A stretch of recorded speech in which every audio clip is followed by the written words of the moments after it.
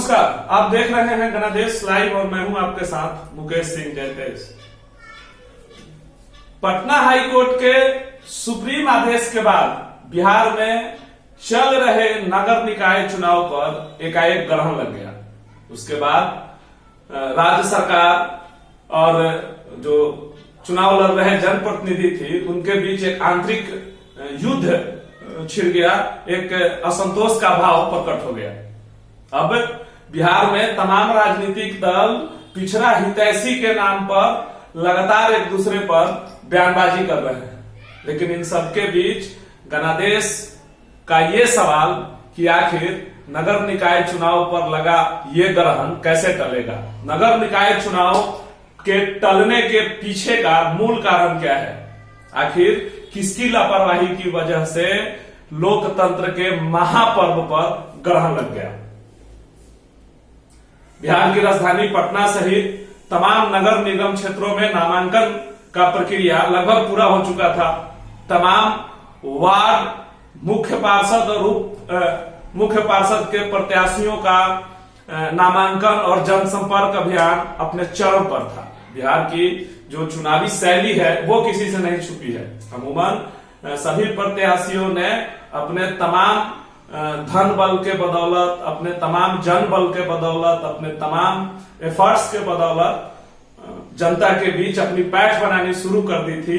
लेकिन एक बार फिर से अनिश्चितकालीन ग्रहण लगने से कहीं ना कहीं नगर निकाय चुनाव के तमाम प्रत्याशियों के चेहरे पर मायूसी देखने को मिल रही है। कई तरह के कयास लगाए जा रहे हैं, जितनी मुंह उतनी बात हो रही है।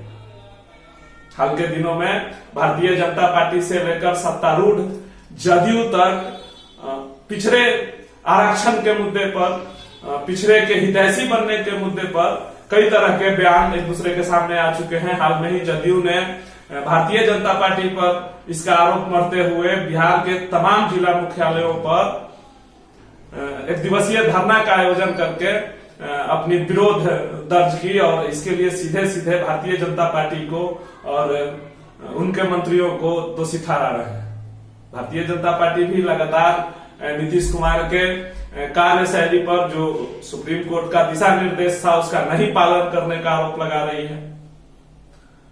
तमाम प्रशासनिक महकमा जो है वो उपोह की स्थिति में है। निकाय चुनावों को लेकर तमाम प्रशासनिक तैयारियां पूरी कर ली गई थी और ऐसे हालात में अब जब चुनाव के पे जो संकट के बादल मंडरा रहे हैं, जो ग्रहण लगे हैं, वो कब खत्म होगा, वो कब छटेगा, इसका अनुमान लगा पाना अभी किसी के बस की बात नहीं दिख रही है। हाल के दिनों में बिहार सरकार के उप मुख्यमंत्री और नगर विकास मंत्री तेजस्वी यादव ने मीडिया को संबोधित करते हुए एक बार फिर से वही बात दोहराई और सरकार सुप्रीम कोर्ट में बड़े बड़े वकीलों के साथ अपने बातों को रख रही है, लेकिन स्थिति कहीं से स्पष्ट होती नहीं दिख रही है। चुनाव आयोग भी आचार संहिता लगाने के बाद कोई स्पष्ट निर्णय नहीं दे पा रही है। आगामी 10 नवंबर और 20 नवंबर को 2 चरणों में नगर निकाय का चुनाव होना था, लेकिन उसको भी लेकर कोई स्थिति स्पष्ट नहीं कर पा रही है, जिससे ना सिर्फ प्रत्याशियों में एक आक्रोश पनप रहा है, एक असंतोष पनप रहा है, वरन जनता भी अब उफो की स्थिति में दिख रही है। ऐसे हालात में गणादेश लाइव आप तमाम नगर निकाय से जुड़े जनप्रतिनिधियों और तमाम प्रत्याशियों को यह आश्वस्त करती है कि उनसे जुड़ी तमाम खबरों को आप तक पहुंचाने का काम करेगी। आपका प्यार, दुलार, स्नेह और सहयोग लगातार मिल रहा है।